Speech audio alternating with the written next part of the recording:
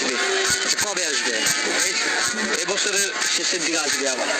কত কি দেখবো বাংলা, কত কি দেখবো আর বাংলাদেশে। প্রথমে সমন্বয়ক সার্জিস আলমের গাড়ি ভাঙচুর, এবার হাসনাত আব্দুল্লাহর গাড়ি ভাঙচুর। কোন রকম পালিয়ে বাঁচলেন হাসনাত আব্দুল্লাহ। এবার ঠেলা সামলাও, একেই বলে ঠেলার নাম বাবাজি। শেখ হাসিনা দেশে ফেরাতে আবারও ঢাকার রাজপথ উত্তাল। সমন্বয়ক হাসনাত আব্দুল্লাহর গাড়ি ভাঙচুর, বিস্তারিত জানতে সম্পূর্ণ ভিডিওটি দেখুন। বৈষম্যবিরোধী ছাত্র আন্দোলনের মধ্য দিয়ে শেখ হাসিনাকে দেশ ছাড়তে বাধ্য করেছিল ছাত্র জনতা।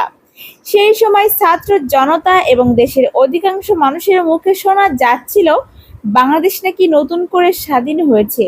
তবে এখন দেশে যা কিছু ঘটছে তাদেরকে অধিকাংশ মানুষ মনে করছেন আগের সরকারই ভালো ছিল, শেখ হাসিনার আমলে কোনোভাবেই বেঁচে থাকতাম এবং জীবনযাপন করতে পারতাম। শেখ হাসিনা সহ তার এমপি মন্ত্রীরা এই দেশটাকে সুন্দরভাবে পরিচালনা করছিল।